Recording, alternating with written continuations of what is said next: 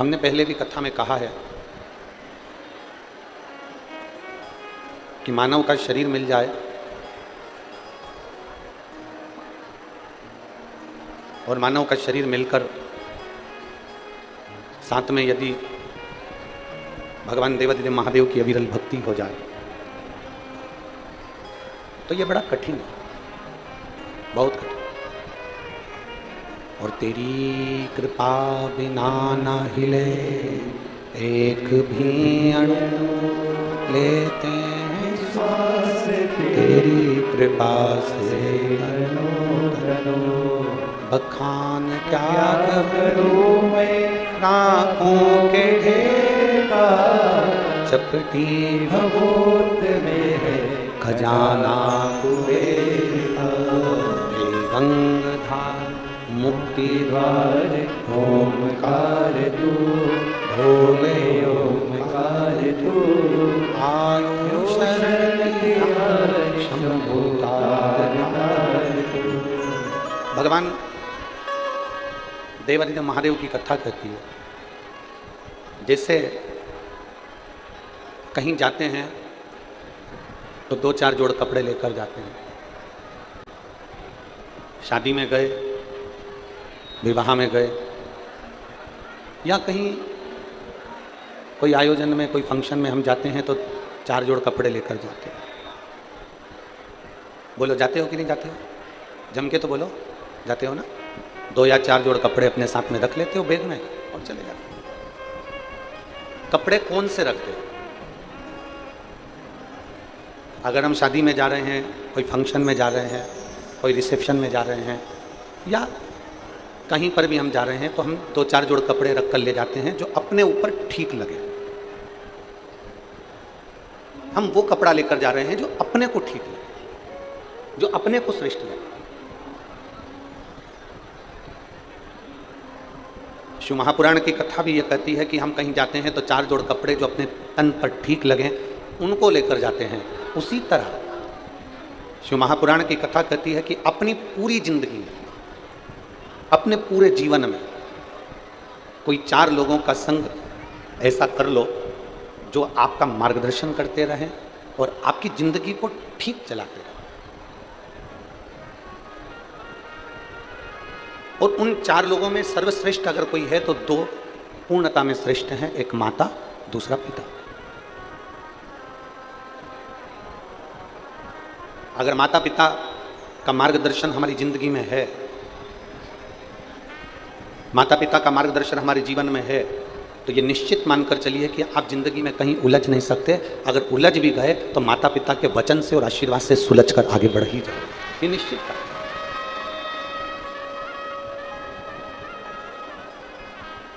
एक मनुष्य का, इस मानव शरीर का प्रथम गुरु होती है उसकी माँ, दूसरे नंबर पर गुरु होता है उसका पिता, तीसरे नंबर पर उसका गुरु होता है उसका शिक्षक, और चौथे नंबर पर गुरु होता है सतगुरु। सतगुरु का नंबर आखिरी में आता है, सतगुरु का नंबर पहले नहीं आया। जिस गुरु से आप गुरु मंत्र लेते हो उस गुरु का नंबर चौथे नंबर पर है, आखिरी में, उसका पहला नंबर नहीं। सबसे पहला नंबर अगर किसी गुरु का आता है तो वो हमारी माँ का आता है, माता का आता है। पहला गुरु कौन है? जम के बोलो, माँ। दूसरा गुरु कौन है? आवाज नहीं आ रही, जम के बोलो, पिता। तीसरा गुरु कौन है? शिक्षक, जिसने तुम्हें पढ़ाया, जिसने तुम्हें विद्याध्ययन कराया, तुम्हारी बुद्धि का विकास कर। तीसरे नंबर का गुरु है शिक्षक, और चौथे नंबर पर जो गुरु आता है वो होता है सतगुरु, आखिरी है।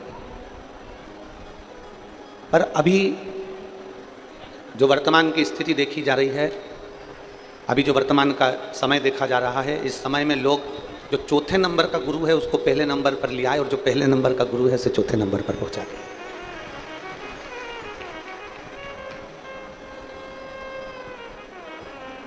पर यह श्रेष्ठता नहीं है, इसको श्रेष्ठता नहीं है।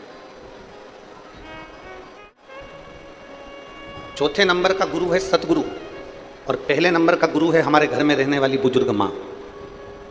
पहले नंबर का गुरु है हमारे घर की माता, आज दुनिया के लोगों ने चौथे नंबर के गुरु को पहले नंबर पर लिया है और पहले नंबर के गुरु को चौथे नंबर पर बिठा दिया। आज के ज़माने में कोई गुरु आया तो उसको तो लड्डू खाने को मिल जाएगा, पेड़ा खाने को मिल जाएगा। कोई गुरु आया तो उसका तो बहुत सम्मान हो जाएगा, पर घर में जो पहले नंबर का गुरु है माँ और दूसरे नंबर का जो गुरु है पिता, उसका आदर नहीं हो पाता। पर शिव महापुराण की कथा में सबसे पहला आदर अगर किसी का बताया है तो वो अपने माता और पिता का बताया। श्री गणेश जी महाराज ने और श्री षडानंद कार्तिकेय जी ने अपने माता पिता के कहने पर पृथ्वी की परिक्रमा करना प्रारंभ किया। पृथ्वी की परिक्रमा कर रहे। भगवान श्री गणेश जी महाराज और षडानंद कार्तिकेय जब पृथ्वी की परिक्रमा करने के लिए जाते हैं तो षडानंद कार्तिकेय तो मोर पर बैठकर पूरी पृथ्वी का भ्रमण करते हैं, परिक्रमा करते हैं। षडानंद कार्तिकेय तो पृथ्वी की परिक्रमा करने के लिए मोर पर बैठकर जाते हैं और श्री गणेश जी महाराज मूसक पर बैठकर, चूहे पर बैठकर अपने माता पिता की परिक्रमा कर लेते हैं, अपने माता पिता की परिक्रमा कर रहे हैं।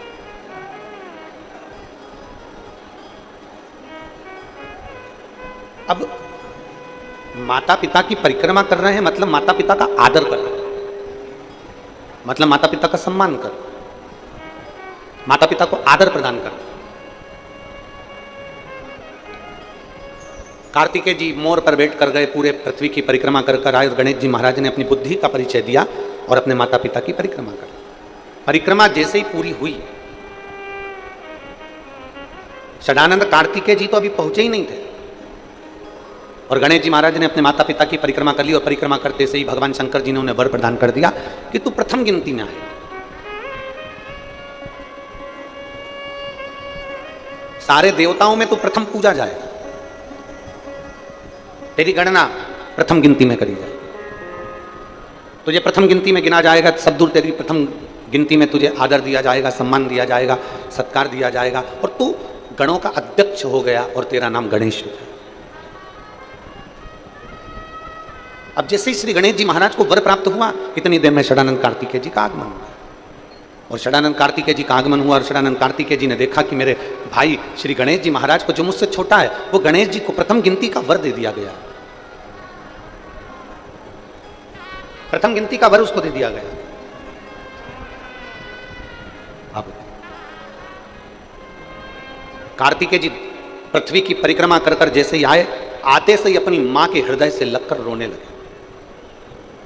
जरा शिव महापुराण का यह चरित्र अपनी जिंदगी में उतारिएगा। कई लोगों के मन में एक प्रश्न आता है कि शंकर जी की पूरी परिक्रमा क्यों नहीं होती, भगवान देवादिदेव महादेव की परिक्रमा क्यों नहीं लगाई जाती, भगवान शंकर की परिक्रमा पूरी क्यों नहीं करी जाती, आधी परिक्रमा कर कर वापिस क्यों लौट आते हैं? कारण क्या है? तो इसको समझना जरूरी है।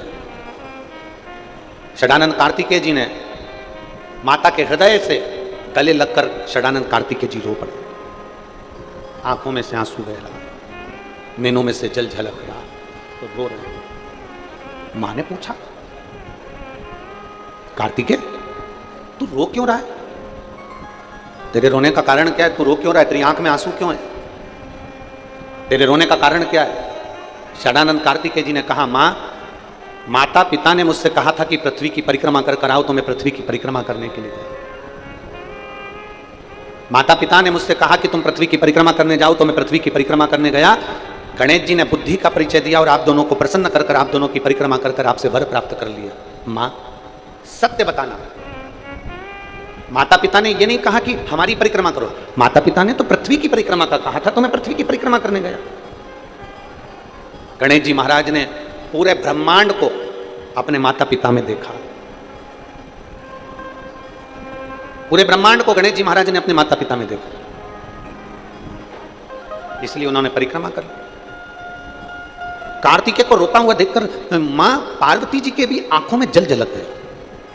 षडानंद कार्तिकेय जी को रोता हुआ देखकर माता पार्वती जी की भी आंख में से आंसू बहने लगे और मां जगत जननी जगदंबा उठकर खड़ी हो गई।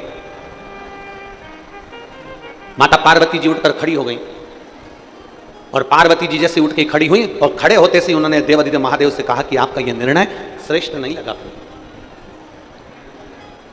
पीछे की आवाज खोलिए, उधर साइड के पीछे की। माता पार्वती जी उठकर खड़ी हो गई, और माता पार्वती जी जब उठकर खड़ी हुई और खड़े होते से माता पार्वती जी ने देवादिदेव महादेव से कहा कि ये तुम्हारा निर्णय अच्छा नहीं। आज पहली बार मां अंबा, मां जगदम्बा, मां दुर्गा भवानी, मां पार्वती जी ने पहली बार भगवान शंकर से कहा कि तुम्हारा निर्णय अच्छा नहीं। अभी तक माता ने कभी भगवान देवादिदेव महादेव से नहीं कहा कि तुम्हारा निर्णय अच्छा नहीं है, पर आज पहली बार माता पार्वती जी कह रही हैं शिव जी से, बाबा आपका ये निर्णय ठीक नहीं, आपका ये निर्णय श्रेष्ठ नहीं। भगवान देवादिदेव महादेव ने पूछा क्यों पार्वती, क्या हो गया,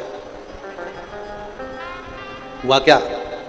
पार्वती जी कहती हैं आपका निर्णय इसलिए ठीक नहीं है क्योंकि एक बेटे को तो आपने प्रथम गिनती में आने का वर दे दिया और दूसरे बेटे को कुछ नहीं मिला, इसलिए मुझे ये निर्णय ठीक नहीं। एक मां की वात्सल्यता क्या होती है, एक माता का स्नेह क्या होता है। कई बहुएं कह देती हैं कि हमारी सासू मां अपने अपने पतियों से कह देती हैं तुम्हारी माता जी तुम्हारा ध्यान नहीं देती, जेठ जी का ध्यान देती हैं। जेठानी कहती है देख लो तुम्हारी मम्मी को, देख लो तुम्हारी महतारी को, तुम्हारी मां तुम्हारे छोटे भाई का ध्यान देती है।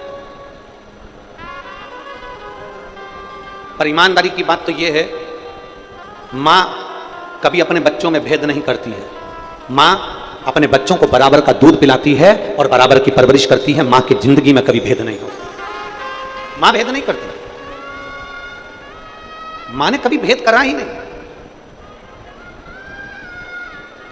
ये कथा शिव महापुराण की जो कथा कह रही है, पार्वती जी की आंखों में जल भर गया, माता पार्वती जी रो रही है, माता पार्वती के नैनों में अश्रु भरा गए, माता पार्वती जी की आंखों में से जल झल। देवादिदेव महादेव से कहती हैं पार्वती जी आज आपका ये निर्णय मुझे स्वीकार नहीं है, आज आपका निर्णय अच्छा नहीं है, आपने जो निर्णय लिया ये मुझे ठीक नहीं लगा,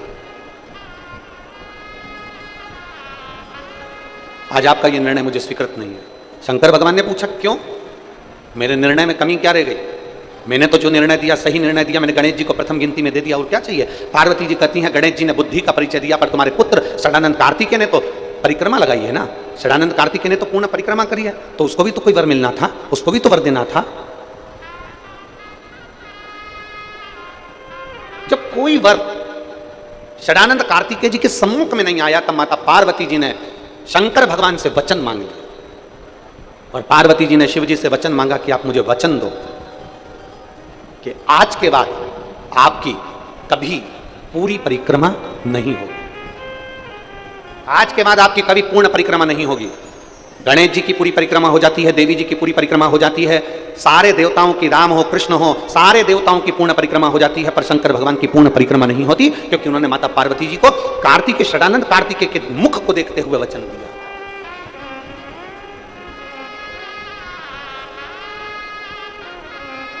प्रभु गणेश जी को तो आपने प्रथम गिनती में दे दिया, अब षडानंद कार्तिकेय को प्रथम गिनती में कैसे दोगे? ऐसा क्या करा शंकर भगवान ने कि षडानंद कार्तिकेय को भी प्रथम गिनती में दे दिया? तो कहा जो घर के अंदर पूजन में, स्मरण में, अनुष्ठान में, पाठ में, शुभ कार्य में, सारे अच्छे कार्य में अगर प्रथम गिनती में गणेश जी को गिना जाएगा, तो उसी प्रथम गिनती में जो कलश रखाएगा, उस कलश के ऊपर जो श्रीफल रखाएगा, वो श्रीफल भी षडानंद कार्तिकेय के भाव से ही प्रथम गिनती का मान्य होगा। अब पूजन वाली जगह पर गणेश जी का स्थान होता है, पूजन वाली जगह पर पार्वती जी का स्थान होता है, पूजन वाली जगह पर महागौरी का स्थान होता है, पूजन वाली जगह पर सारे देवताओं का स्थान होता है। लोग कहते हैं शंकर जी के बड़े पुत्र कार्तिकेय का स्थान कहां पर है? तो शिव महापुराण की कथा कहती है जब हम कलश को भरकर रखते हैं और उसके ऊपर आम के पत्ते या कोई पान के पत्ते या श्रीफल को जब रखते हैं, तो जो श्रीफल कलश के ऊपर रखाया जाता है वो श्री षडानंद कार्तिकेय का स्थान निश्चित कर देता है, षडानंद कार्तिकेय का स्थान निश्चित कर देता है। केवल एक मां, केवल एक जो अपने बच्चों को कभी रोता हुआ नहीं देखना चाहती, केवल एक। महाराज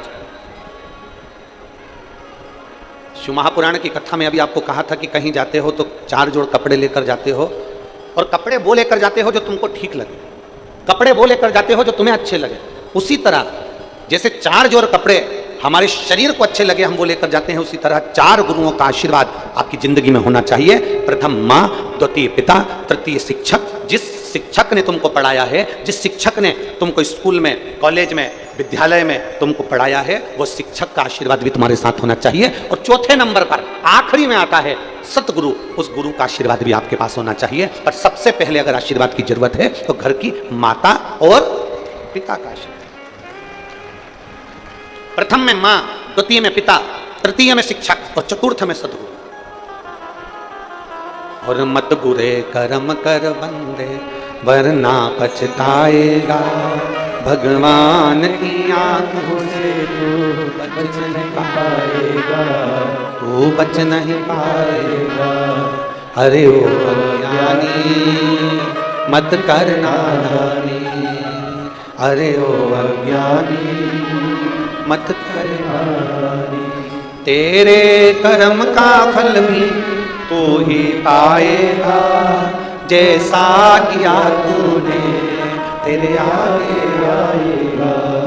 मत बुरे कर्म कर वरना पछताएगा, भगवान की आंखों से तू बच नहीं पाएगा, तू बच नहीं पाएगा। अपने कर्म के अनुरूप हमें फल हो, अपने कर्म के अनुरूप।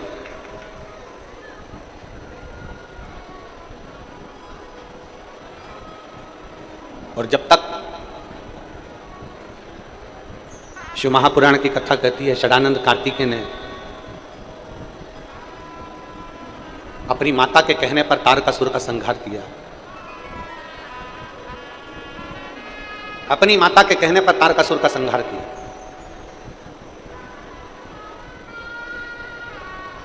सबसे विचित्र असुर है तारकासुर। शायद दुनिया में ऐसा असुर नहीं हुआ, ऐसा राक्षस नहीं। सबसे विचित्र असुर है तारकासुर, सबसे विचित्र असुर।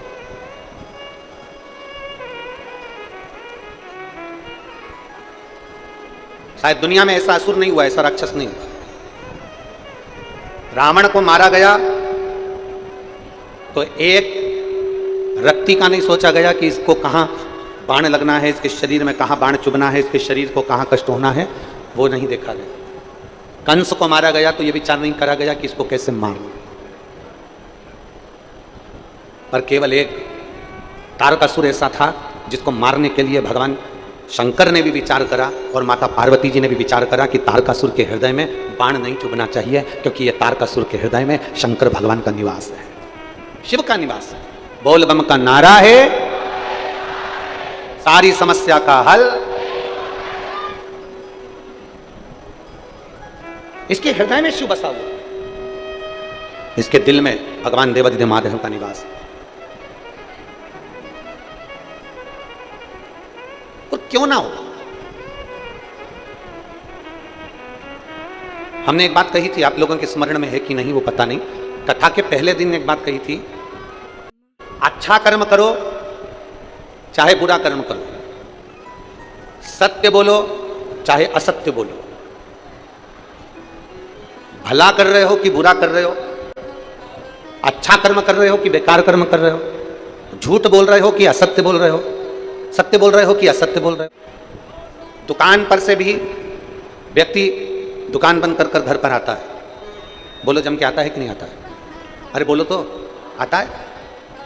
सर्विस करने जाता है तो सर्विस कर कर वापिस अपने जम के बोलो जरा घर पर आता है। घूमने जाता है तो घूम कर व्यक्ति वापिस अपने घर पर आता है। व्यक्ति कहीं पर भी जाए, तीर्थ करने जाएगा तो भी अपने घर पर आएगा, घूमने जाएगा तो भी अपने घर पर आएगा, दुकान जाएगा तो भी अपने घर पर आएगा, कहीं सर्विस पर गया तो भी अपने घर पर आएगा। वो दुकान पर क्या कर रहा है, ऑफिस में क्या कर रहा है, घूमने गया तो क्या कर रहा है, पर आखिरी में आता अपने घर पर है। उसी तरह शिव महापुराण की कथा कहती है, अच्छा कर्म करो चाहे बेकार कर्म करो, सत्य बोलो चाहे असत्य बोलो, चाहे कैसी भी जिंदगी जियो, पर शिव महापुराण की कथा कहती है कि रोज मेरे भोलेनाथ के मंदिर जरूर जाया करो, क्योंकि व्यक्ति का वहां पाप आधा समाप्त हो जाता है।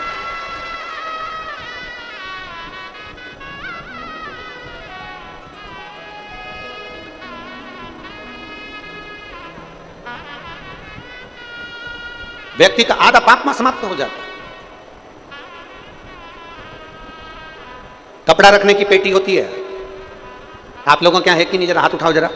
कपड़ा रखने की पेटी, सूटकेस, अटैची, पेटी, अरे बोलो तो जम के, सब क्या है? कपड़ा रखने की पेटी होती है।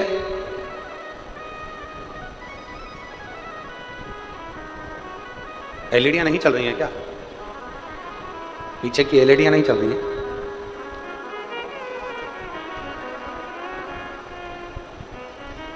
कपड़ा रखने की पेटी होती है। मंदिर में दान रखने की पेटी होती है, क्या कहते हैं उसको? दान पेटी। कपड़ा रखने की पेटी होती है, धन रखने की पेटी होती है, वस्त्र रखने की पेटी होती है, सामान रखने की पेटी होती है, पर पाप को रखने की कोई पेटी नहीं होती। कोई पेटी नहीं है पाप रखने। पाप को रखने की कोई पेटी नहीं है। बस इतना जरूर है कि मनुष्य से प्रतिदिन पाप होता है। ऐसा कोई संसार में नहीं जन्मा जिससे पाप ना हुआ, पाप ना हुआ। कल एक बहन का एक प्रश्न था, कथा पूरी हो गई थी तो हम उस प्रश्न का उत्तर नहीं दे पाए। वो प्रश्न आपका और हमारा सबका है। एक बहन ने प्रश्न किया था, गुरुजी आप कहते हो मंदिर में सफाई करो, आप कहते हो मंदिर में झाड़ू लगा लो, पोछा लगा लो, साफ कर दो, पर मंदिर में कोई मीठा चढ़ा जाता है तो थोड़ी छोटी छोटी चींटियां हो जाती हैं, चींटे हो जाते हैं मंदिर के अंदर, छोटे छोटे चीटा चीटी हो जाते हैं, और हम जब साफ करते हैं ना तो वो चीटा चीटी मर जाते हैं। ये केवल उस महिला का प्रश्न नहीं है, ये आप और हमारा सबका प्रश्न है।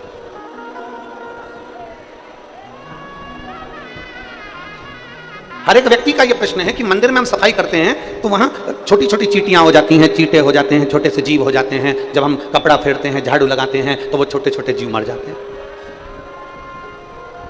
अब वो जीव मर गए, छोटे छोटे जीव समाप्त हो गए, तो उसका पाप तो हमारे माथे चढ़ेगा ना गुरुजी, हमारे माथे पर वो पाप तो चढ़ेगा। शिव महापुराण की कथा कहती है, भगवान देवादित्य महादेव का चरित्र कहता है। आप मंदिर की सफाई कर रहे हैं, आप मंदिर की देखभाल कर रहे हैं, आप परमात्मा के चरणार बिंद की देखभाल कर रहे हैं। उस समय पर आप परमात्मा के मंदिर को स्वच्छ कर रहे हैं, आप भगवान के मंदिर को स्वच्छ कर रहे हैं, और स्वच्छ करते समय इस शरीर के द्वारा भगवान के उस मंदिर में जो जीव निकल और ज्यादा मात्रा में हो तो शिव महापुराण की कथा कहती है थोड़ा सा पानी डाल दो, डालते से वो जीव एक और चले जाएंगे। प्रयास ये करा करो कि अपने द्वारा, इस शरीर के द्वारा कोई जीव की हत्या ना हो, कोई जीव समाप्त ना हो, कोई जीव की हत्या ना हो। प्रयास ये करो अपने द्वारा भी किसी जीव की हत्या ना हो और कोई जीव को कष्ट ना हो। और मान लो मंदिर में सफाई करने गए, चींटी आ गई, मंदिर में सफाई कर रहे थे, चींटा आ गया, मंदिर में सफाई कर रहे थे, कोई झिंगूर आ गया, मंदिर में सफाई कर रहे थे, कोई जीव जंतु आ गया, तो एक काम करो, थोड़ी देर के लिए उसको झाड़ू से एक साइड कर पानी से उसको एक और कर दीजिए। प्रयास करो कि हमसे कोई पाप करना नहीं। और अनायास, अचानक, बिना सोचे, बिना समझे अगर शरीर से सफाई करते समय कोई जीव चला भी गया है तो देवादिदेव महादेव के चरणों में उसकी गति प्राप्त हो जाती है, शिव उसको स्वीकार कर लेता है। अनायास, कोई बिना सोचे समझे, कोई अड़भंग भाव में चला। और तेरी कृपा बिना ना हिले एक भी। अब जरा विचार करिएगा, तेरी कृपा बिना ना हिले एक भी। अगर उस जीव की मुक्ति होना है और मंदिर के अंदर होना है तो तुम पहुंचे, वो प्रेरणा ही नहीं देता, तुम जाते ही नहीं, पहुंचते ही नहीं। शिव महापुराण की कथा कहती है प्रत्येक मनुष्य से 4 स्थान पर पाप होता है। दुनिया का कोई महाराज तुमसे आकर कह देना कि मैं पापी नहीं हूं, मैंने पाप नहीं किया, तो मान लेना पक्का झुठेला, पक्का झुठेला।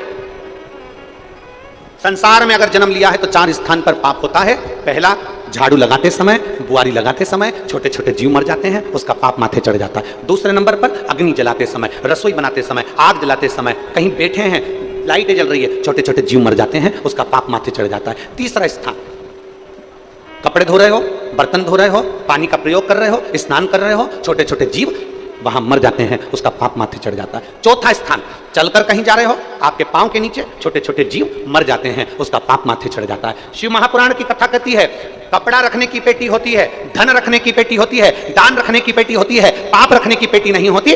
पाप हर मनुष्य के सिर पर चढ़ा रहता है, और मनुष्य के सिर पर पाप चढ़ा रहता है तो उसको शिव महापुराण की कथा में, भागवत कथा में, राम कथा में, मंदिर में, देवालय में, शिवालय में प्रतिदिन जाना चाहिए। जाते से ही वो सिर जब नीचे झुकाता है, उसका सारा पाप नीचे गिर जाता है और वो निर्मल हृदय से अपने घर को जाता है।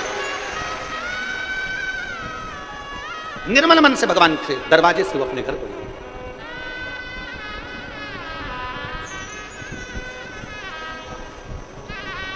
अभी माननीय बघेल जी कह रहे थे कि 46 डिग्री टेम्परेचर, और यहाँ खड़े होकर वो बोल रहे थे कि इतना जन सैलाब बड़ा कठिन काम है। ये शब्द हैं, बड़ा कठिन काम है, इतना जन सैलाब और 46 डिग्री टेम्परेचर। अब ईमानदारी से कहना मेरी जीजियों, अगर दोपहरी में कोई शादी भी कर लेना तो मेरी बहनें घर से नहीं निकलती हैं। कोई शादी की सालगिरह मना ले तो मेरी बहन घर से नहीं निकलती है। कोई बुलावा कर ले, कोई फंक्शन कर ले तो मेरी बहन 46 डिग्री टेम्परेचर में दिन में घर से नहीं निकलती है। और आज अपने घर से छाता लाकर, पानी की बोतल लेकर, खुद का खर्चा कर कर लाखों की संख्या में पूरे पंडालों में भक्त भरे पड़े।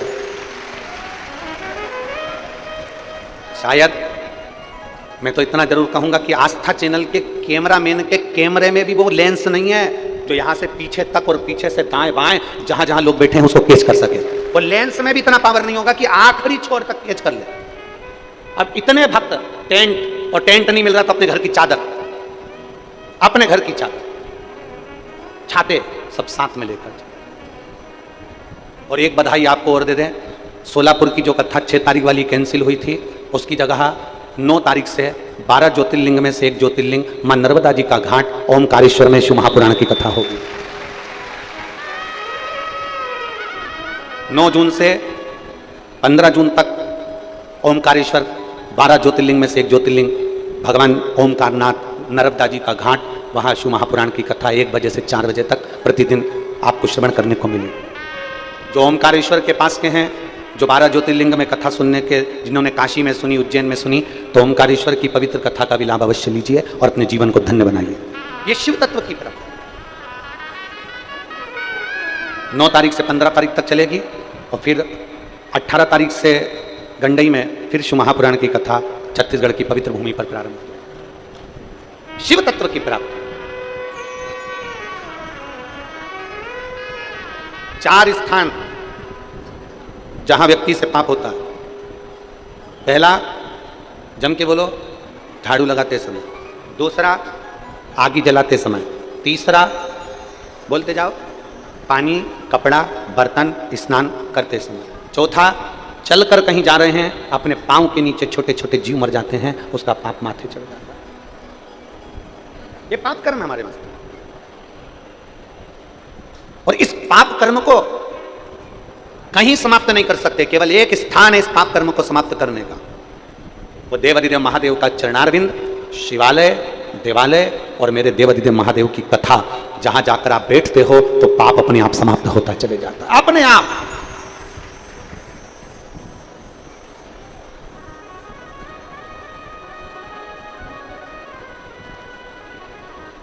धीरे धीरे समाप्त होता है। एक पत्र है, देखिए,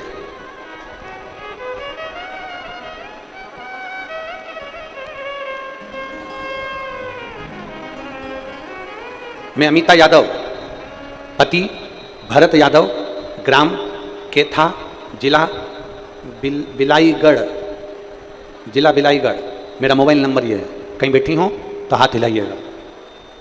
मैं अमिता यादव, पति भरत यादव, ग्राम केथा, जिला बिलाईगढ़।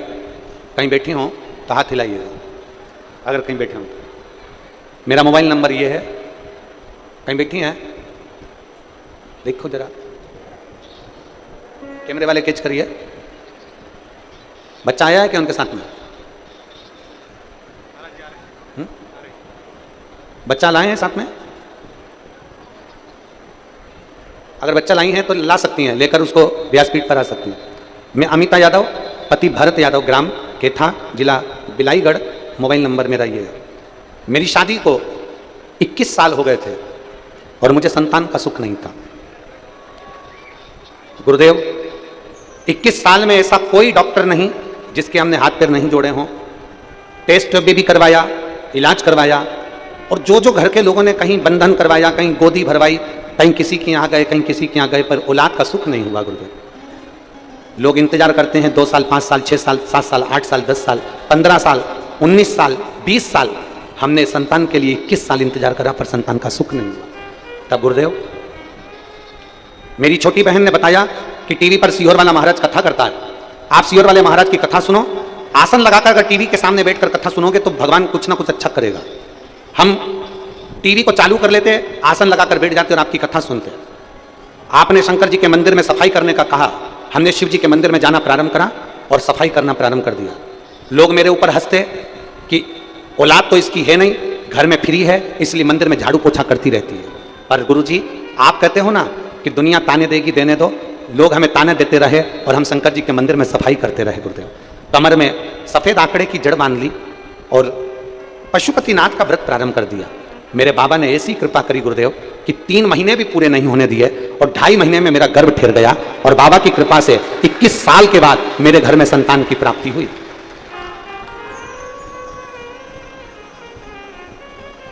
आपने सावन के महीने में कहा था, ऑनलाइन अभिषेक कराया, उस अभिषेक को भी मैंने करा और बाबा की कृपा से बेलपत्री के वृक्ष के नीचे पूजन करी। आज शिव की कृपा से मेरे घर में संतान की प्राप्ति 21 साल के बाद हुई, जिसका फोटो मैं लगा रही हूं और लेकर आई। फोटो भी आप लोग LED पर और आस्था चैनल पर बच्चे का फोटो देख सकते हैं। जो और पत्र को भी देखिए, पत्र में उन्होंने लिखा 21 साल के बाद संतान का सुख प्राप्त हुआ है। 21 वर्ष। ये शिव तत्व है, ये शंभु, ये वो घड़ी, ये शंकर।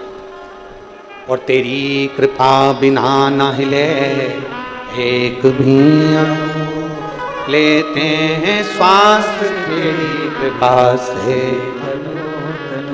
बखान क्या करूं मैं, राखों के ढेर का चपटी भभूत में खजाना।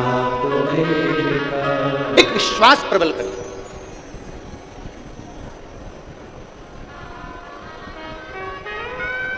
थोड़ा मेरा देवादिदेव महादेव, थोड़ा मेरा भगवान ओघड़ दानी थोड़ा परीक्षा ले सकते, थोड़ी देरी हो सकती है, थोड़ा देर हो सकती है। ये मत सोचना कि तुमने आज जल चढ़ाया और बाबा आज ही सुन ले। उस बहन ने लिखा कि लोग झाड़ू पोछा करते समय मंदिर में हम झाड़ू लगाते तो लोग कहते औलाद तो हुई नहीं है, घर से फ्री है, इसलिए मंदिर में सफाई करती रहती। देंगे लोग ताने। आज एक बात कहना चाहते हैं, बड़ी सावधानी से सुनिएगा।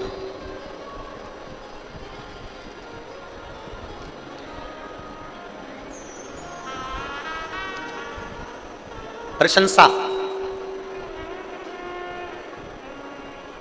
आपकी तारीफ, आपकी डिग्री से, आपकी योग्यता से मिल सकती है। क्या चीज? जम के बोलो, जम के जरा। प्रशंसा, आपकी तारीफ डिग्री से, आपकी योग्यता से, आपकी प्रसन्नता, आपकी प्रशंसा आपको मिल सकती है। पर निंदा आपको डिग्री से नहीं मिलती है, निंदा आपको योग्यता से नहीं मिलती है। आपकी निंदा आपकी उन्नति से मिलती है। आपकी उन्नति से, आप उन्नति की सीढ़ी पर जैसे जैसे चढ़ते जाओगे, जैसे जैसे आगे बढ़ते जाओगे, वैसे वैसे लोग आपकी निंदा करना प्रारंभ कर देंगे। आपकी प्रशंसा, जैसे कोई आया तो प्रशंसा करी, साहब ये ऐसे हैं, फलाना है, ढिमका है, ये है, वो है, खूब प्रशंसा करी, ये आपकी डिग्री से मिली है, ये आपकी योग्यता से मिली है। पर निंदा आपकी योग्यता से नहीं मिलती है, निंदा आपकी डिग्री से नहीं मिलती है, निंदा आपकी उन्नति से मिलती है। जैसे जैसे उन्नति की सीढ़ी पर चढ़ते जाओगे, प्रशंसा कम मिलेगी और लोग टांग ज्यादा खींचेंगे, गालियां ज्यादा देंगे, अपशब्द ज्यादा कहेंगे, ताने ज्यादा कसेंगे और इतना आड़ा टेढ़ा कहेंगे कि आपको अंदर से तोड़ने का प्रयास करेंगे।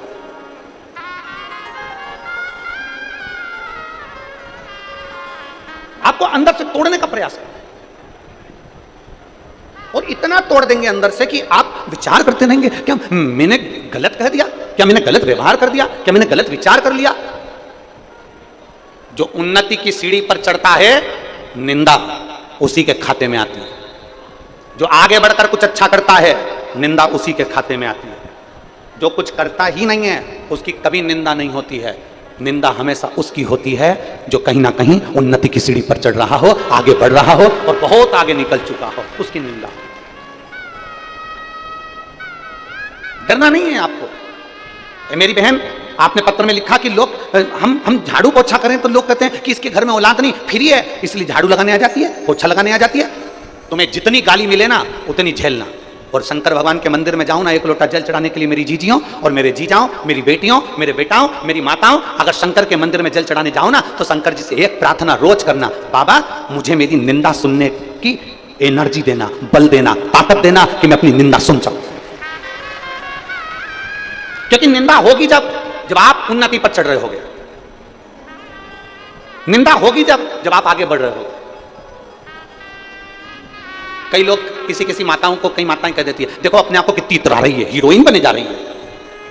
अब वो हीरोइन जैसी सुंदर होगी तो ही तो उसको निंदा सुनने को मिल रही है। अगर सुंदर नहीं होती तो कौन कहता कि तू हीरोइन जैसी अपने आप को समझदार बन रही है।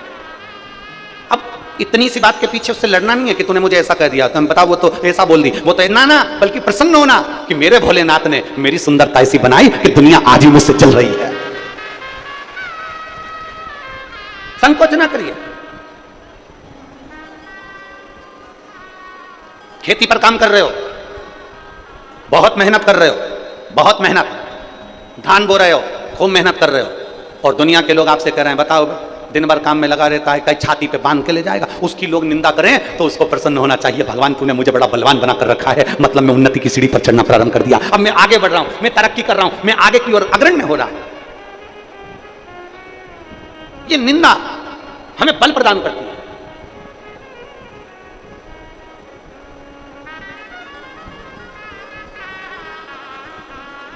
और हमने पहले भी कथा में कहा कि नेताओं में सबसे ज्यादा निंदा अगर किसी की होती होगी तो मोदी जी की होती होगी, और कथाकारों में सबसे ज्यादा निंदा होती होगी तो प्रदीप मिश्रा की होती है। हम पहले भी कहे सबसे ज्यादा निंदा अगर होती होगी ना तो जो उन्नति की सीढ़ी पर चढ़ रहा है, जो तरक्की कर रहा है, जो आगे बढ़ रहा है, बहुत कुछ करने के लिए तैयार, संपूर्ण विश्व को जो जोड़ने का काम करेगा, संपूर्ण भारत को मंदिर और देवालय शिवालय से अगर जोड़ने का काम करेगा तो लोग उसके ऊपर ताने भी देंगे, गाली भी देंगे, अपशब्द भी कहेंगे और उंगली भी उठाएंगे, और तैयार रहना है। और जितने शिव भक्त शंकर जी की कथा को सुन रहे हैं वो भी तैयार रहें। आप अगर रोज मंदिर जाओगे शंकर जी के, लोग आपको ताना देंगे, ये चलती सती सावित्री। तुम रोज भगवान शंकर के मंदिर जल चढ़ाने जाओगे, लोग कहेंगे ये चलती सियोर वाला महाराज की चेली। कानों में सरसों का तेल डाल के रखना, और जो जितना ज्यादा बोले उतनी जोरदार खजूर वाली चोटी बना के और बंठन के जाना, आग लगे बस्ती को, अपन रहो मस्ती में, उतना बंठन कर जा। जो जितना बोले ना, जितना पड़ोसन जितना बोले ना, ये देखो ये चल दी, ये तो दिन भर सियोर वाला मारा, सियोर वाला मारा, सियोर वाला मारा, उसके सामने और मोबाइल चालू करके यूट्यूब पे ये और कथा में आके लोग अपना फोटो खींचते हैं। बोलो जम के बोलो, अरे बोलो तो, खींचते हैं ना,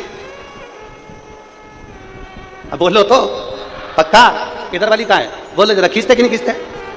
जब कथा में आके लोग अपना फोटो खींचते हैं और हमसे लोग कहते हैं गुरुजी तुम नहीं खींचते हो, तो हम उनसे कहते हैं हम भी खींचते हैं, तुम फोटो खींचते हो, हम लोगों को शंकर जी की ओर खींचते हैं, प्रयास बस इतना। तुम फोटो खींचते हो और हम शिव भक्त को शंकर की ओर खींचते हैं। सेल्फी तुम भी ले रहे हो, सेल्फी हम भी ले रहे हैं, हम भी ले रहे हैं, बस अंतर इतना है तुम्हारी सेल्फी मोबाइल में से डिलीट हो सकती है, पर मेरे महादेव का ऐसा मोबाइल है उसमें से कोई डिलीट होता ही नहीं है। जो एक बार जुड़ गया वो बाबा का हो गया, वो डिलीट नहीं होगा। एक पत्र देखिए,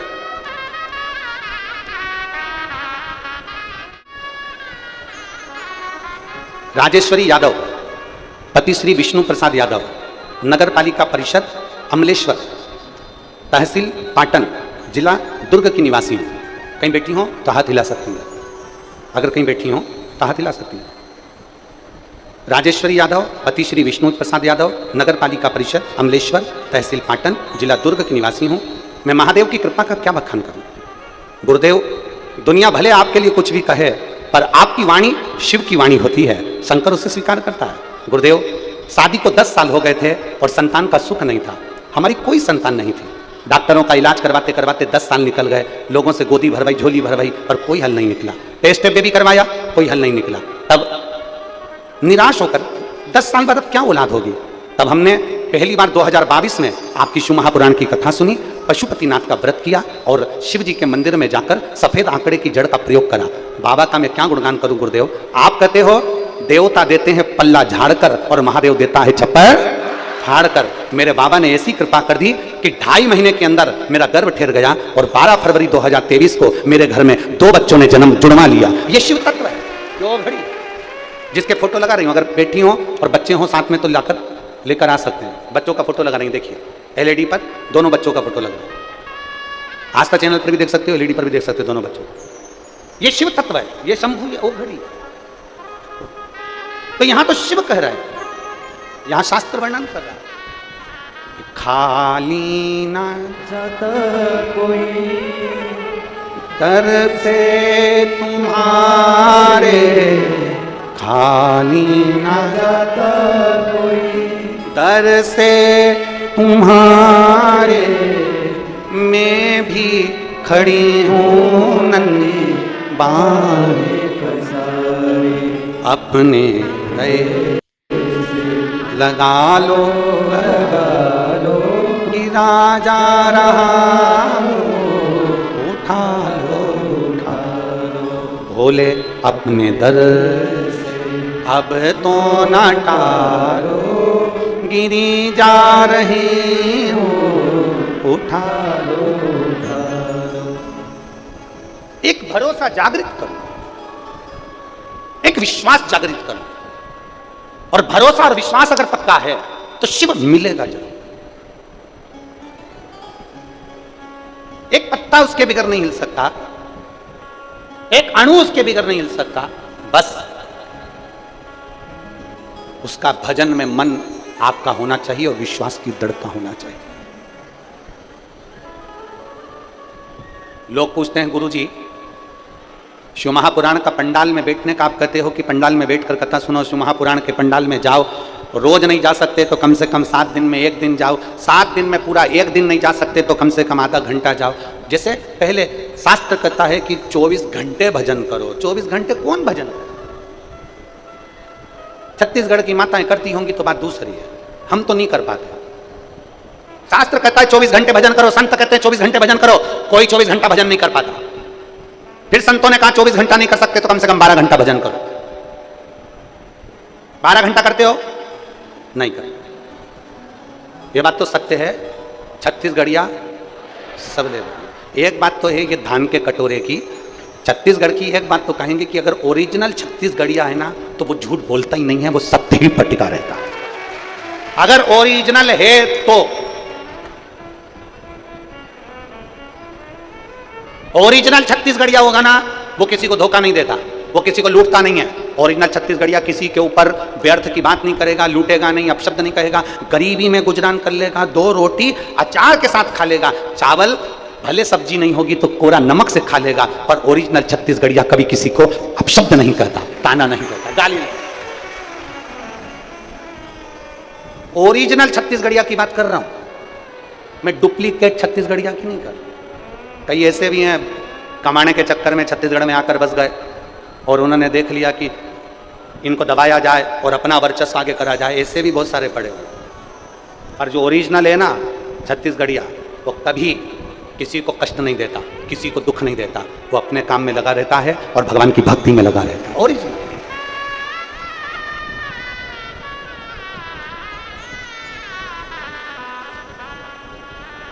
श्रेष्ठ। अभी जैसे माताओं ने कहा, तुरंत जवाब तुरंत दे दिया मेरी माताओं ने, तुरंत ओरिजिनलिटी। हमने पूछा 12 घंटे भजन करते हो क्या? आपने तुरंत कह दिया नहीं करते। मतलब सत्य है, यह होना चाहिए। अब संत कह रहे हैं 12 घंटे भजन नहीं कर सकते तो 6 घंटा करो, 6 घंटा भजन करो। 6 घंटा नहीं कर सकते तो 3 घंटा करो, 3 घंटा भजन नहीं कर सकते तो 1.5 घंटा करो। 1.5 घंटा नहीं कर सकते तो 15 मिनट करो, 15 मिनट भजन नहीं कर सकते 5 मिनट करो, 5 मिनट भजन नहीं कर सकते 1 मिनट करो, 1 मिनट भजन नहीं कर सकते तो चुल्लू भर पानी में डूब मरो। और चुल्लू भर पानी लेने जाने की जरूरत ही नहीं पड़ेगी, अपने यहाँ तो खुद इतनी जोरदार नदी बह रही है, अपने यहाँ तो चुल्लू भर पानी में डूब मरो। अगर भगवान का भजन नहीं कर सकते, मनुष्य देह प्राप्त करने के बाद भी इस मानव शरीर को 3.5 करोड़ रोम छिद्र भगवान ने दिए हैं और 21,600 श्वास प्रतिदिन शरीर में से निकलती है। अगर एक श्वास भी तुम भगवान को अर्पित नहीं कर सकते तो मानव देह पाना बेकार है, तुम्हारा मनुष्य शरीर बेकार है।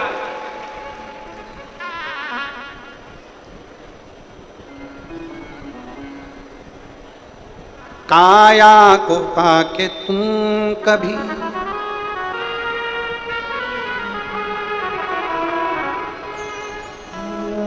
पाके तो कभी अभिमान ना करो, और माटी में मिल जाती काया कभी कभी होती है अपने अमलेश्वर में शिव पुराण कभी कभी। और दौलत को पाके तुम कभी अभिमान ना करो, दौलत को पाके तो कभी अभिमान ना करो। कोरोना में दौलत बैंक में पड़ी रही और व्यक्ति खुद के बच्चे अंतिम संस्कार तक करने नहीं गए, खुद के बच्चे। और धन्यवाद देना हॉस्पिटल में काम करने वाले उन कर्मचारियों को, धन्यवाद देना पुलिस प्रशासन को, धन्यवाद देना सरकार को। घर के बच्चे बाहर नहीं निकल रहे थे और हॉस्पिटल में काम करने वाला वो कर्मचारी, झाड़ू पोछा लगाने वाला वो साधारण कर्मचारी, एक पुलिस वाला रोड पर खड़े होकर पूरी ड्यूटी दे रहा था। धन्यवाद देना, तुम्हारे बच्चे आगे नहीं आए और वो गवर्नमेंट के काम करने वाले एक छोटा सा छोटा कर्मचारी जिनको देखकर लोग कहते हैं करने वाला, ये पोछा लगाने वाला, ये काम करने वाला, वो काम करने वाला, वो उस बॉडी को उठाते थे और अंतिम संस्कार कर कर आते थे। एक धन्यवाद उनको देना जिन्होंने उस समय पर ये नहीं देखा कि हम कहां हैं। ये तो वो भी छुट्टी ले लेते, हम नहीं कर सकते नौकरी, हमें कोरोना हो गया तो हम मर गए तो वो छुट्टी ले लेते, पर नहीं, उन छोटे से छोटे व्यक्ति ने भी, साधारण से साधारण व्यक्ति ने भी अपनी ड्यूटी निभाई है। घर के लोग अपनी ड्यूटी नहीं निभा पाए, धन वाले ड्यूटी नहीं निभा पाए, पर वो एक साधारण से व्यक्ति ने ड्यूटी निभाई और उस बॉडी को अंतिम संस्कार तक करा। प्यार करिए। और धन को पाके तू कभी अभिमान ना करो, और माटी में मिल जाती है दौलत कभी कभी। और बेटी को पाके तुम कभी अभिमान ना करो। मेरी बेटी डॉक्टर, मेरी बेटी सीए, मेरी बेटी इंजीनियर, मेरी बेटी इतना काम करती है, मेरी बेटी ऐसी है, मेरी बेटी वैसी है। बेटी को पाके तुम कभी अभिमान ना करो। ले जाते हैं जमाई भी बेटी कभी कभी। और बेटों को पाके तुम कभी अभिमान ना करो। मेरा बेटा कलेक्टर, मेरा बेटा एसपी, मेरा बेटा कंडक्टर, मेरा बेटा ये। बेटों को पाके तुम कभी अभिमान ना करो। और बन जाते हैं पड़ोसी बेटा कभी कभी कभी। एक मकान में रहते रहते भी बच्चे पड़ोसी बन जाते हैं। माँ का सिर दुखा, पापा का सिर दुखा, किसी का सिर दुखा, बच्चे निकल कर नहीं आए। और पत्नी का सिर दुखा, दोस्तों को फोन लगा रहा है, तेरी भाभी का सिर दुख रहा है, मेडिकल खुलवा के दवाई ला दे। विचार करिए कहां दशा। पर मुझे गर्व है आज की बहुओं पर, मुझे गर्व है आज की बेटियों पर, मुझे गर्व है आज की नवयुवक बेटी और बहुओं पर। आज की बेटियां अपने पति से कह देती हैं, देखो मम्मी का सिर दुख रहा है, जाओ उनको डॉक्टर के पास ले जाओ। आज की बहुएं ऐसी हैं। मुझे गर्व है आज की बहुओं पर, मुझे गर्व है आज की बेटियों पर जो अपने पति को जगा करके थी, मम्मी का सिर दुख रहा है, जाओ, पापा का सिर दुख रहा है, जाओ। आज की बहुएं, आज की बेटियां, वो पुरानी बेटियां होंगी, पुरानी बहुएं होंगी जो कह देती होंगी कि मत जाओ, पर आज की बहू, आज की बेटी पर मुझे गर्व है। लोग कहते हैं गुरुजी कलयुग चल रहा है, हम कहते हैं कलयुग नहीं शिवयुग चल रहा है। आज की बहू और बेटी भी समर्पण रखती है पूरा, आज की बहू बेटी भी पूरा समर्पण रखती है। जितना अपने मायके की माँ का ध्यान रखती है उतने ससुराल में माँ का ध्यान रखती है। आज की बहुएं, आज की बेटियां, वो समय दूसरा था, ये समय दूसरा है। वो महीना दूसरा था, ये महीना दूसरा है। वो वर्ष दूसरा था, ये वर्ष दूसरा है। आज की पीढ़ी से हम बात करें, आज के जमाने की मेरी नवयुवक बेटियां, अगर पति नहीं जाता तो खुद उठकर गाड़ी लेकर अपने सास ससुर को ले जाकर डॉक्टर को दिखा जाती हैं। ये पीढ़ी है आज। और इतना बल आज की बहुएं में होना चाहिए और आज की बेटियों में होना चाहिए। वो बल होना चाहिए तुम्हारे भीतर, तुम्हारे अंदर वो बल उत्पन्न होना चाहिए कि घर में कोई नहीं तो मैं चलती हूं, मम्मी चलो, लेके चलती हूं। उतना बल अपने भीतर रखिए, उतना अपने भीतर।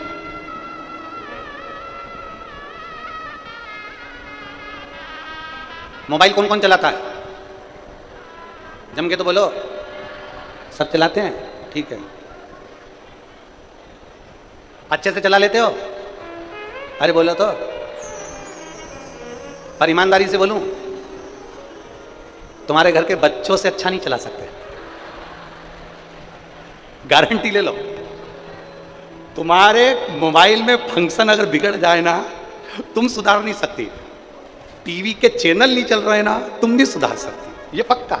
पर छोटा सा पोता पोती आ जाए कि दादी क्या हो गया, दादी बोले बेटा देख तो जरा क्या हो गया, अल्लाह मुझे दे। और इतने से बच्चे ने, इतने से पोता पोती ने मोबाइल लिया, 2 मिनट पे दादी ले। और दादी ने उसके सिर पे हाथ रख के पूछा, इधर इधर बेटा तुझे कैसे मालूम? तो बच्चा कहता है मम्मी के गर्भ में था ना, अभिमन्यु ने चक्रव्यूह ठीक सीखा था, मैंने मोबाइल व्यू सीखा है, मैंने मोबाइल व्यू सीखा है, मुझे सब आता है।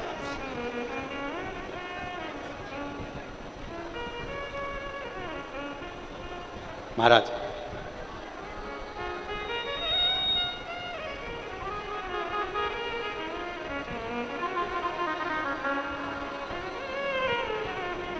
भगवान शंकर का पावन चरित्र कहना।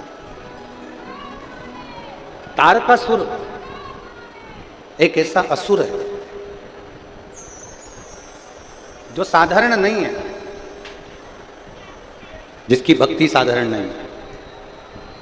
उस तारकासुर ने भगवान शंकर की भक्ति भी करी है और असुर प्रवृत्ति में राज्य भी किया। अच्छा एक बात देखिएगा, भगवान शंकर को कभी कैलाश पर डर नहीं लगा कि मेरा कैलाश कोई ले ले। कथा पर ध्यान देना, आज छठा दिन है, आज की रात्रि शिवरात्रि कहलाती है, 7 दिन की कथा में। कल कथा का विराम हो जाएगा, सुबह 8 बजे से 11 बजे तक कथा हो जाएगी, टीवी पर 2 बजे से आएगी, आप सुन लें। फिर वापिस 9 जून से 15 जून ओमकारेश्वर मां नर्मदा के घाट पर 12 ज्योतिर्लिंग में से एक ज्योतिर्लिंग पर श्रवण करेंगे। और जितने ओमकारेश्वर के नज़दीक के हैं, बड़वाहा, महेश्वर, खंडवा, बूंदी,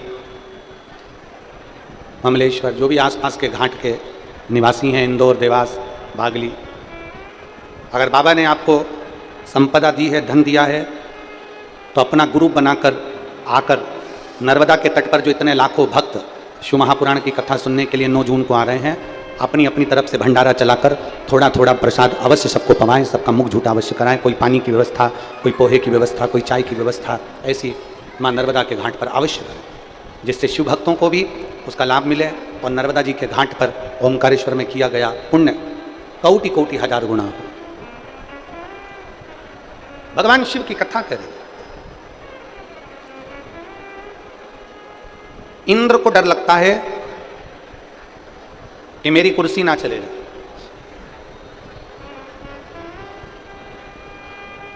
देवताओं को भले भय लगता हो कि मेरा सत्ता ना चली जाए, कुर्सी ना चले जाए, पर केवल एक देवादिदेव महादेव एक ऐसे हैं जिनको कोई भय नहीं है कि कोई मेरा कैलाश चले। कौन लेगा? अच्छा जाने तो हम यहीं की आपसे पूछें, ये जितनी माताएं कुर्सी पे बैठी हैं और जितने भाई लोग कुर्सी पे बैठे हैं, ये थोड़ी सी देर के लिए बाहर चले जाए ना तो इनके मन में डबडबा रहता है कि हमारी कुर्सी पे कोई नहीं बैठ जाए। बोलो सही है कि गलत है? अरे बोलो तो जम के, सही है। पर जो जमीन पे बैठा है उसको डर है क्या? जमीन पे बैठा हुआ व्यक्ति तो सोचता है अगर कहीं का बैठ भी गया तो उसके पास में बैठ जाऊंगी, माँ बैठ गया तो उसके पास में बैठ जाऊंगी। जमीन पर बैठने वाला, जमीन से जुड़ा हुआ, अपनी मातृभूमि से जुड़ा हुआ व्यक्ति कभी भय में जिंदगी नहीं जीता। जो मातृभूमि से नहीं जुड़ा वो भय में जिंदगी जीता। किस बात का भय?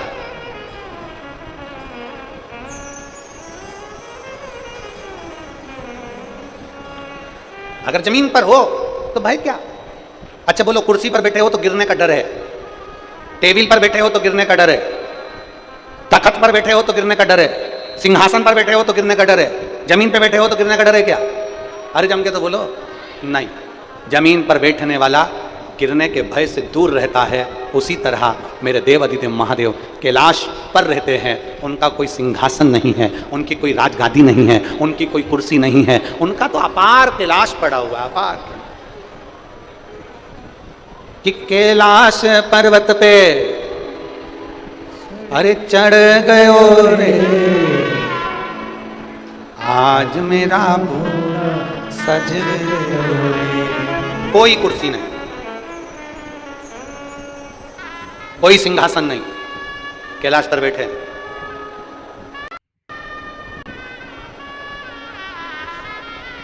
फिर वही वाली बात आ गई, चोर की नजर तुम्हारी गले की चैन पर रहती है, लुच्चे की नजर तुम्हारी सुंदरता पर रहती है, और भोले बाबा की नजर अपने भक्त पर रहती है। वो जानता है।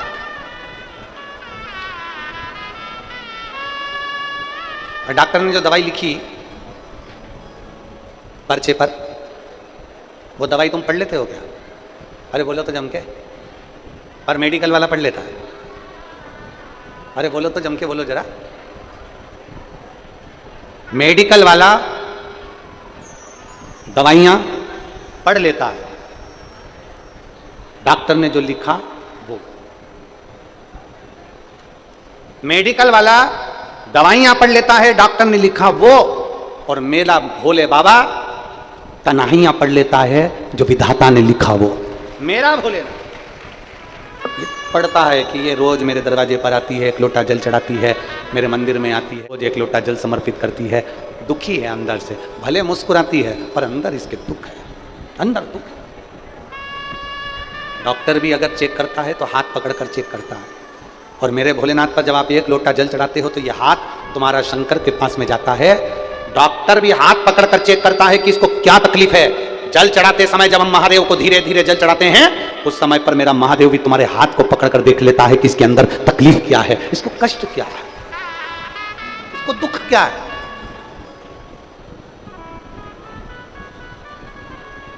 क्या कष्ट है इसको?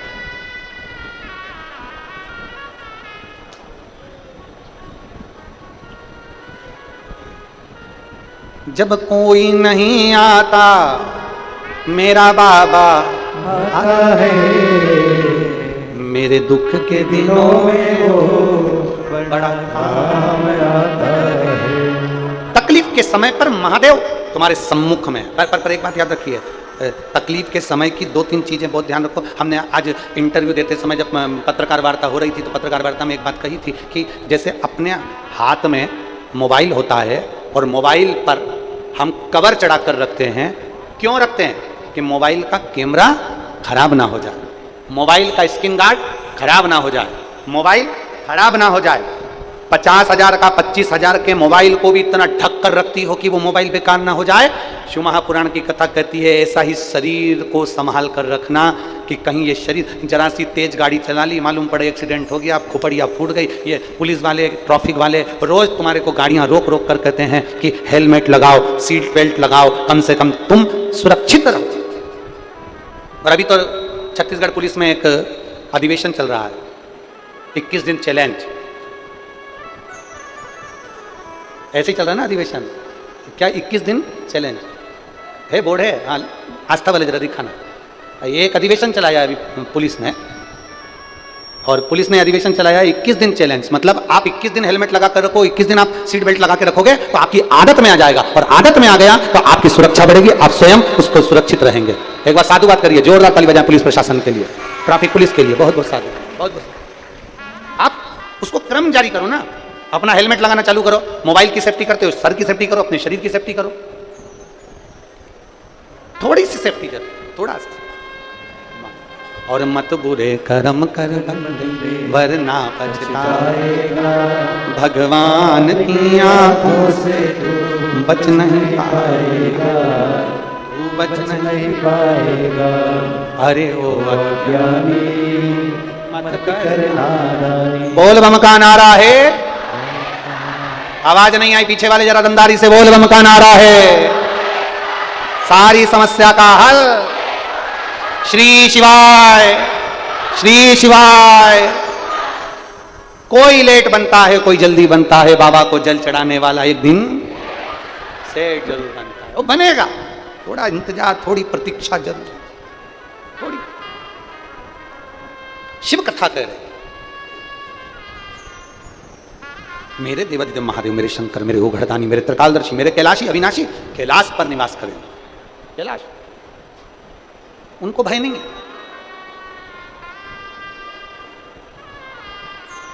तारकासुर के पिता, आज जो अपन कथा सुन रहे हैं, तारकासुर के पिता। तारकासुर के बेटे तो 3 थे, तारकाक्ष, विदुमाली, कमलाक्ष की, इसके बाद पशुपति व्रत आया। तारकासुर के पिता जिनका नाम था बजरंगासुर, जम के बोलो क्या नाम है? बजरंगासुर। तारकासुर के पिता का नाम था बजरंगासुर और मां का नाम था वारंगी देवी। क्या नाम था? वारंगी। तारकासुर का जन्म हो चुका था, तारकासुर छोटा था। बजरंगासुर, परसों की कथा में कहा था कि अपने बच्चों को शिव मंदिर जाना सिखाओ। तारकासुर के पिता बजरंगासुर किसी देवता को नहीं मानते थे, बस एक देवता से वर मांगते थे और वो था भगवान देवाधिदेव महा। कहीं नहीं जाते, कहीं जाते ही नहीं। थोड़ा सावधानी से इस कथा को लीजिएगा। तारकासुर के पिता की कथा है बजरंगासुर। उसका नियम था,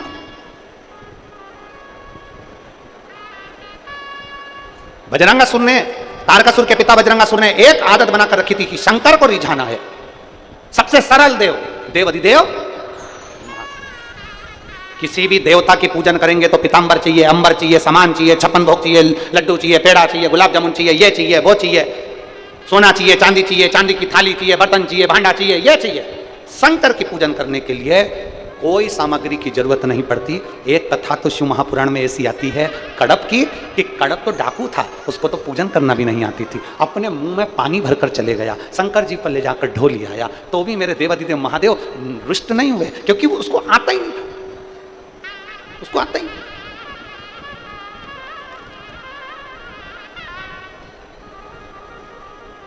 इतने सरल है मेरे देवादिदेव।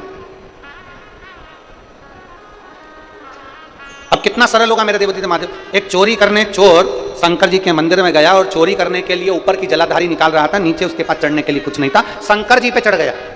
तो मेरे देवादिदेव महादेव प्रसन्न हो जाते हैं और वर दे देते हैं उसको। उसने पूछा, मैंने इतने दिन पानी चढ़ाया, आप आए नहीं, फूल चढ़ाया, आप आए नहीं, आज कैसे प्रसन्न हो गए? शंकर भगवान बोले, तू इतने दिन से जल चढ़ा रहा था, फूल चढ़ा रहा था, आज पूरा ही चढ़ गया, इसलिए मैं प्रसन्न। उसकी प्रसन्नता कितनी है।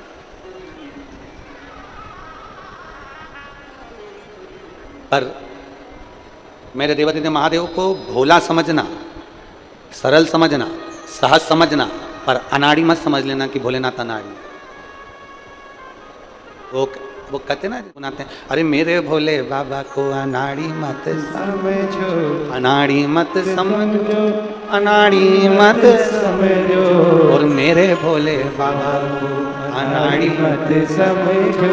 मेरे भोले बाबा के कंधे पे झोली, मेरे भोले बाबा के कंधे पे झोली, अरे झोली को देख के भिखारी मत समझो, मेरे भोले बाबा को अनाड़ी मत समझो। सहज है मेरा शंभु, सरल है मेरा शंभु, एकदम नम्र है मेरा शंभु। तारकासुर के पिता बजरंगासुर ने शिव जी की आराधना करी थी, शंकर की आराधना कर कर वर में ही संतान को पाया था, और उसकी पत्नी वारंगी भी शिव की आराधना करती।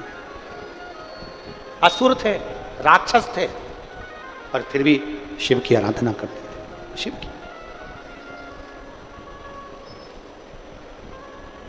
असुर का और देवताओं का बैर हमेशा रहा। असुर का और देवताओं का बैर हमेशा रहा है, असुर का और राक्षसों का बैर हमेशा चलता रहा है। पर सारे देवताओं का बैर, सारे देवताओं का असुरों से बैर चला है, पर केवल एक देव अधिदेव महादेव एक ऐसे हैं जिनका असुरों से भी बैर नहीं है, असुरों से भी उनकी दोस्ती, असुरों से भी दोस्ती। केवल एक शिव।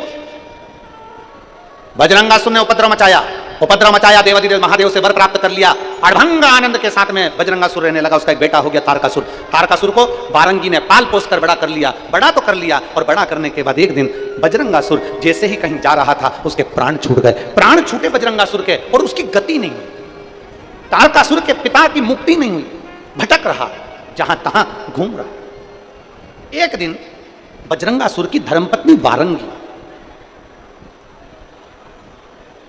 बजरंगासुर की धर्मपत्नी वारंगी एक तालाब में से जल भर रही थी शंकर भगवान को समर्पित करने। और वारंगी के कानों में शब्द पड़ गया।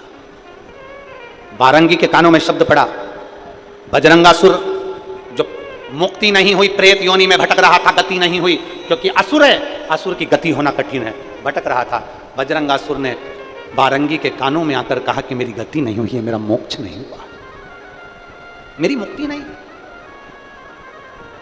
मेरा मोक्ष नहीं है, मेरी गति नहीं हुई है। वारंगी कुछ करिए जिससे मेरी गति हो जाए।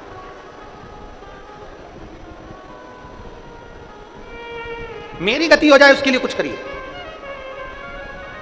आज वारंगी जल बहाती आंसुओं का, नैनों से जल बह रहा है वारंगी के। जलाशय में से जल भरकर शंकर की ओर जा रही थी। सामने से तारकासुर आ गया। तारकासुर ने अपनी माता को देखकर मां को पूछा, मां तेरी आंखों में जल? असुर राज तारकासुर की मां रो रही है। असुर राज तारकासुर की मां रो रही है, ये कैसे हो सकता है मां? ये तो मुझे लज्जित करने वाली बात है कि असुरों का राजा तारकासुर और तारकासुर की मां वारंगी आज रो रही है। किस बात के लिए रो रही है? तेरी आंख में आंसू क्यों है? तू क्यों रो रही है? तेरे रोने का कारण क्या है? वारंगी ने कहा, तारका तेरे पिता बजरंगासुर की मुक्ति नहीं हुई है, उनकी गति नहीं हुई। हाँ मां तू क्या चाहती है? तेरे पिता को वैकुंठ नहीं मिला, उसका मोक्ष नहीं मिला, इतनी सी बात। तारकासुर कहता है, मां तू चिंता मत कर, मैं अभी सारे देवलोक को उठाकर ला कर आता हूं। तारकासुर ने आक्रमण कर दिया सारे लोकों में, चाहे वैकुंठ लोक हो, ब्रह्मलोक हो, इंद्रलोक हो, सारे लोकों में तारकासुर ने आक्रमण करा और सारे देवताओं को लेकर अपनी मां वारंगी के पास में आ गया। मां ये सारे देवता हैं, इन देवताओं को तेरे सामने लाकर खड़ा कर दिया। अब तू बोल पिताजी को किस लोक में भेजना है? पिता को किस लोक में भेजना, तू बता।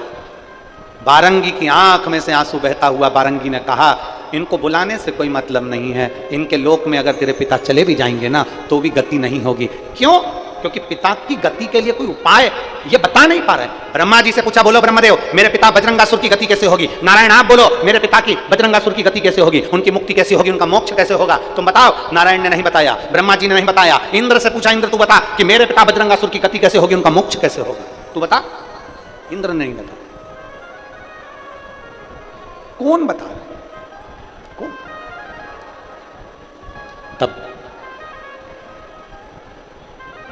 वो कहते हैं ना, एक लाइन किसी ने अच्छी गुनगुनाई है कि मुक्ति का कोई तो जतन करे, मुक्ति का कोई तो जतन कर ले, रोज थोड़ा थोड़ा प्रभु का भजन कर ले, रोज थोड़ा थोड़ा शिव का भजन कर ले। भजन करेगा तो बड़ा ही सुख पाएगा, भजन से ही आत्मा का मेल धुल जाएगा। जतन कर ले, थोड़ा थोड़ा थोड़ा सा। भगवान नारायण ने कुछ नहीं कहा, मुक्ति कैसे होगी? ब्रह्मदेव ने नहीं कहा मुक्ति कैसे होगी, बजरंगासुर की मुक्ति कैसे होगी? तारकासुर पूछ रहा है बता। तब मां वारंगी कहती है इनसे मत पूछो, मुक्ति देने वाला, मोक्ष देने वाला, जो किसी साधारण से साधारण व्यक्ति को भी परम धाम दे देता है, वो देवादिदेव महादेव के पास चलते हैं, शिव के पास। तारकासुर ने कहा मां, वैकुंठ का देवता नहीं, ब्रह्मलोक का देवता नहीं, इंद्रलोक का देवता नहीं, कोई देवता नहीं, मां कहां जाना है? मां कहती कैलाश, चल मेरे साथ। और वारंगी, तारकासुर वारंगी को अपनी गोद में उठा लेता है, अपनी मां को, और अपनी मां को गोदी में उठाकर लेकर सीधे मां के हाथ में क्या रखा हुआ है? क्या लेकर आ रही थी वारंगी? सरोवर का, अरे जम के तो बोलो, जल। मां के हाथ में सरोवर का जल है। तारकासुर ने अपनी मां को गोदी में उठा लिया और गोदी में उठाकर सीधे कैलाश पर पहुंच गए।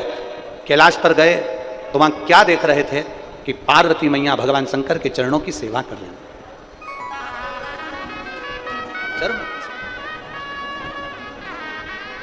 कर्पूर गौरम करुणावतारम संसार सारम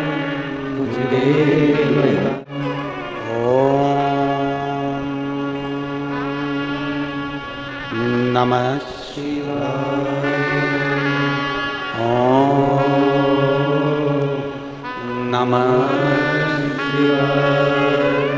कर्पूर गौरम करुणावतारम संसार सारम भुजगेन्द्रहारम।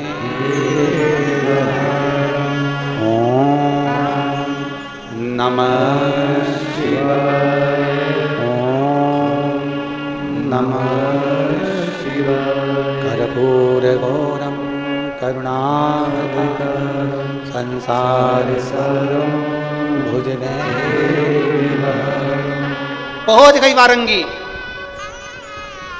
पार्वती मैया शंकर भगवान के चरण रज को, भगवान शिव के चरण को पोंछ रही है। माता पार्वती जी, आपको कहा जिंदगी में दुख पीछा नहीं छोड़ रहा हो, तो आपको एक कथा में कहा था कि शंकर भगवान का शिवलिंग जलाधारी और शंकर जी का जहां से पानी नीचे गिरता है, ये जो भाग होता है, यहां पर अपनी हथेली लगाकर अगर देवादिदेव महादेव से अपने मन की बात कही जाए तो दुख कटता ही है, ये निश्चित है। पार्वती मैया शंकर भगवान के चरण में हस्त कमल को लगाकर प्रार्थना कर रही। कर्पूर गौरम करुणावतारम संसार सारम भुजगेन्द्रहारम। ओम नमः शिवाय। ओम नमः शिवाय। वारंगी आई, हाथ में जल। वारंगी ने वो जल तुरंत जिस चरण को पार्वती जी पखार रही थी, उसी चरण पर वारंगी ने जल डाल दिया। जैसे ही जल डाला, शिव जी के नेत्र खुले। पार्वती, ये समय तो तुम्हारा जल चढ़ाने का नहीं है, तुमने आज ये कौन से समय पर जल चढ़ा दिया? पार्वती जी का ध्यान हटा। पार्वती जी ने कहा मैंने जल नहीं चढ़ाया, ये तो तारकासुर की मां वारंगी आई है। जल वारंगी? हाँ, तारकासुर की मां। हाँ। देवादिदेव महादेव ने पूछा, बोल वारंगी क्या चाहिए, क्या चाहिए? आज वारंगी तूने प्रदोष काल में, प्रदोष के दिन मेरे चरण पर जल चढ़ाया। मेरे चरण, प्रदोष काल में, प्रदोष के दिन मेरे चरण पर जल चढ़ाया। मांग, तुझे क्या चाहिए? वारंगी, तो जानती नहीं है, प्रदोष का दिन शिव और पार्वती के मिलन का दिन होता है, और तू मध्य में आकर मुझे जल चढ़ाई। आज मैं बड़ा प्रसन्न हूं। मांग, तुझे क्या चाहिए, क्या चाहिए? वारंगी कहती है मेरे पति की गति नहीं हुई, मुक्ति नहीं हुई, मोक्ष नहीं हुआ। मेरे पति बजरंगासुर की गति कैसे होगी? शंकर भगवान ने कहा, सुन वारंगी, तेरा बेटा तारकासुर एक गौ माता को अगर हरी हरी घास दुर्वा देगा, चारा देगा, तो तेरे पति को मिलेगा और तेरा पति मोक्ष पा जाएगा। इतना छोटा सा उपाय। हाँ, तारकासुर अपनी मां को लेकर आ गया, चारा लाया, गाय माता को देने लगा। गौ माता चारा खाती नहीं थी, क्योंकि तारकासुर असुर था, असुर प्रवृत्ति का था। गौ माता चारा नहीं ले रही है, गौ माता अन्न नहीं खा रही है, गौ माता हरी दुर्वा नहीं खा रही है, गौ माता घास नहीं खा रही है। तब तारकासुर को गुस्सा आया, गौ माता पर क्रोध करने के लिए आतुर हुआ कि गौ माता, तू मेरे पिता को मुक्ति देने के लिए चारा नहीं खा रही, ग्रास नहीं खा रही, उसी समय पर शंकर पार्वती प्रकट होकर कहते हैं, अगर तारकासुर तुम्हारे हाथ से गौ माता चारा नहीं ले रही, तेरे पिता की धर्म पत्नी है तेरी माता बारंगी, बेधव्य है, विधवा है, फिर भी अगर ये अपने हाथ से ग्रास गौ माता को देगी तो गौ माता ग्रहण करेगी, निश्चित है। एक कोई माँ ने हमसे बहुत पहले एक प्रश्न किया था कि हमारा बेटा नहीं है, मेरी बेटियां ही बेटियां हैं, मेरा बेटा नहीं है और मैं विधवा हूं, मेरा बेधव्य है, मेरा पति चले गया, मेरी बेटी बेटी है, मैं अपने पति के लिए क्या कर सकती हूं? शिव महापुराण की कथा कहती है, तुम्हारे नजदीक में कोई गौशाला हो, तुम्हारे नजदीक में कोई गौशाला हो जहां गौ माता की सेवा होती हो, प्रदोष के दिन, प्रदोष काल में या दोपहर में, शाम को कभी भी प्रदोष के दिन उस गौशाला में चले जाओ, गौ माता को हरा हरा चारा खिलाओ, या तुम्हारे दरवाजे पर गाय आए तो उस गौ माता को चारा दीजिए, आपके पति को भी मोक्ष मिलेगा और 71 पीढ़ी भी पार लग जाएगी। एक गौ माता की सेवा का फल प्राप्त हो जाए। जाओ, बारंगी ने चारा दिया, गौ माता ने ग्रहण किया, ग्रहण करते से बजरंगासुर को मोक्ष मिला। बजरंगासुर ने अपनी पत्नी से कहा, मेरी गति हो गई है, गति हो गई। तारकासुर ने सोच लिया कि अब कुछ भी हो जाए, सती मैया अगर जलकर भस्म हो गई हैं, मैं शंकर भगवान का विवाह पार्वती जी के साथ में कराऊंगा, इनका बेटा होगा वो मेरी गति देगा, इनके बेटे के हाथ से मरूंगा तो मुझे मोक्ष मिलेगा। शिव महापुराण की कथा कहती है, घर में अगर गंगा का जल नहीं है और किसी जीव के प्राण छूट रहे हैं, शंकर पे जल चढ़ाकर उस जल को ले जाकर भी दे दोगे तो वो गंगा जल के अनुकूल ही हो जाए। गंगा जल तारकासुर के 3 बेटे, तारकाक्ष, विदुम्माली, कमलाक्ष की तारकासुर के जाने के बाद उन्होंने भी उपद्रव मचाया। शंकर भगवान पशुपति नाथ बनकर उनके प्राणों को हरे थे, तो भगवान शिव जी का नाम पशुपति नाथ हो गया। पशुपति शिव तत्व की प्राप्ति है शिव महापुराण की। भगवान श्री गणेश जी महाराज का विवाह कर रही हैं माता पार्वती जी, रिद्धि सिद्धि के साथ भगवान गणेश पधार रहे हैं। जोरदार ताली बजाकर स्वागत करें।